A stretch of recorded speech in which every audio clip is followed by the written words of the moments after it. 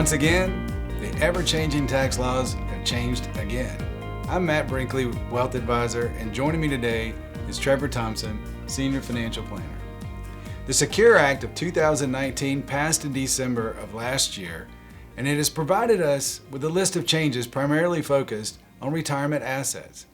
Due to the impact of this act on our clients, we felt it worthy to spend a few minutes discussing it with you today. But first, why did the Secure Act of 2019 find its way to the President's desk for signature? Trevor? In December, Congress passed a major piece of legislation called the Secure Act. Secure stands for setting every community up for retirement enhancement. The new law reflects some of the realities in place in American life today. On average, Americans are not saving enough for retirement and are working and living longer. Congress wanted to help address these issues. To give you the most relevant points, we're going to highlight 5 key areas of the new tax legislation. The first of which is the end of the stretch IRA provision. In the past, an inherited IRA or retirement account, like a 401k, had to be distributed out over the beneficiary's lifetime. One important point is that accounts inherited prior to January 1, 2020 continued the same required minimum distribution schedule they had already been on based on age. For those types of accounts inherited from January 1, 2020 forward, the balances will have to be distributed to the beneficiary within 10 years. There will be no required minimum distributions during the 10-year period. So the entire balance could be withdrawn in any 1 year or in partial withdrawals over that time frame. There are some exceptions to the rule. For those beneficiaries, it's business as usual. These exceptions are spouses, the chronically ill, folks who are disabled, individuals who are younger than 10 years from the person that passed away. Minor children beneficiaries will continue to take age-based distributions until age of majority. Then the 10-year clock starts for those accounts. Another key point is around the required minimum distribution and IRA contribution. Prior to the Secure Act, individuals had to start taking required distributions starting at age 70 and a half. Now going forward, the required minimum distribution age has been pushed to age 72.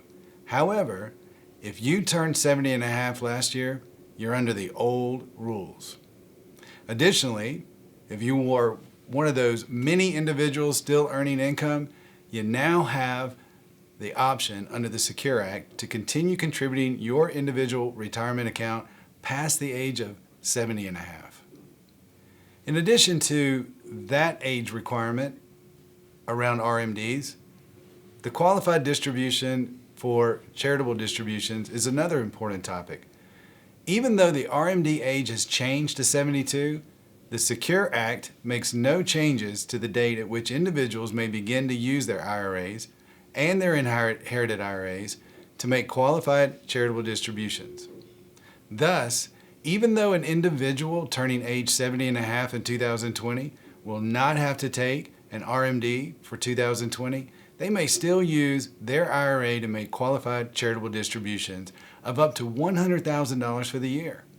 When an individual turns 72, any amounts given to charity via a qualified charitable distribution will reduce the RMD as well. Trevor, another key component of the Secure Act involves beneficiary designations of qualified retirement plans for trusts and estates. Can you expand on those changes? These changes in the stretch rules we discussed before also apply to certain types of trusts that are named as a beneficiary of these accounts.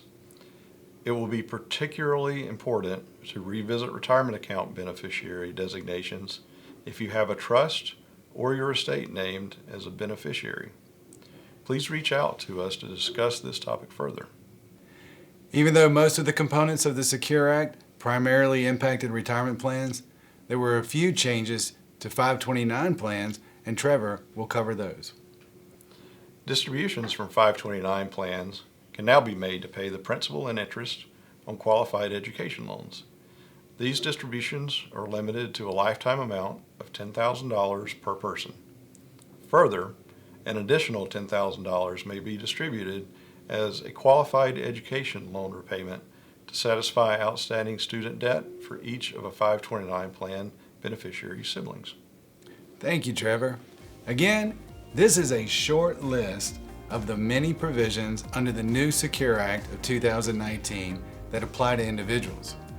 But business owners and employers also are significantly impacted by the new tax laws.